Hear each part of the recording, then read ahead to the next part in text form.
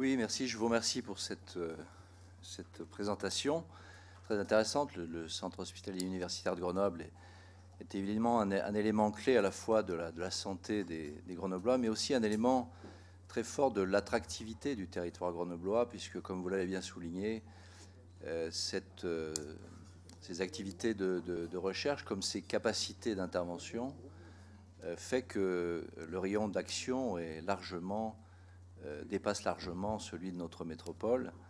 Et on l'a vu dans quelques événements un peu médiatiques où c'est ici que les choses se passent. Et donc c'est très important pour nous de savoir qu'il y a ce projet de rénovation. Je dis au passage, c'est plus intéressant d'entendre ce que vous nous avez présenté là que les comités soi-disant indépendants qu'on a eus avant, qui nous ont en réalité qui n'ont d'indépendant que le nom, puisque M. Lager est un des meilleurs militants de M. Piolle. Et donc le côté indépendant nous fait rire. Mais bon, je referme cette parenthèse. Voilà, revenons.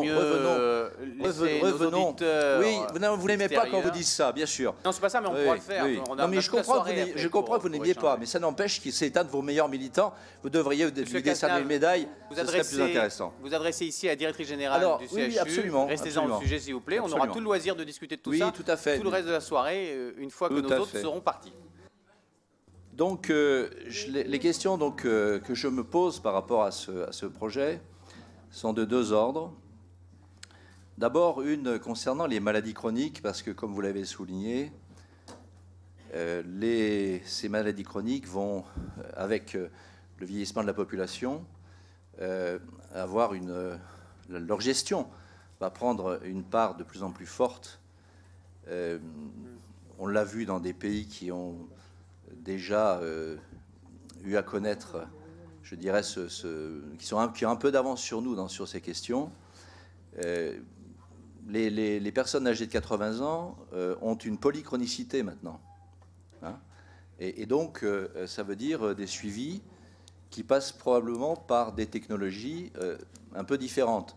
Donc, je voulais savoir quelles étaient vos réflexions en matière de télémédecine sur ces sujets, puisque ça peut être un des éléments de la réponse, comme ça peut être un élément aussi, la télémédecine avec les experts dont vous disposez, qui permettent de pallier aussi parfois l'insécurité qui règne dans les territoires éloignés par rapport à des diagnostics qui pourraient bénéficier donc d'une assistance de télémédecine pour l'expertise. Premier sujet, premier volet, connaître vos réflexions sur cette thématique-là. Et deuxième sujet, celui des urgences, qui est une question auxquelles nous avons peut-être été les uns et les autres confrontés tous un jour ou l'autre. Moi, ça m'est arrivé, comme je pratique des sports qui me conduisent parfois à me retrouver à Michalon.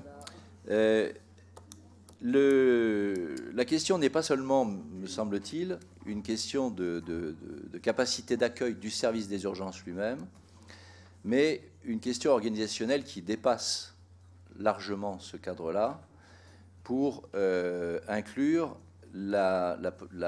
l'aptitude du système à orienter rapidement les malades vers les étages ou vers le traitement spécialisé. Et c'est cette problématique-là sur laquelle moi je serai assez preneur, puisque vous nous proposez une nouvelle organisation, je serai assez preneur au-delà de l'aspect bâtiment, de connaître le schéma d'organisation vers lequel vous vous orientez pour résoudre ce problème lancinant.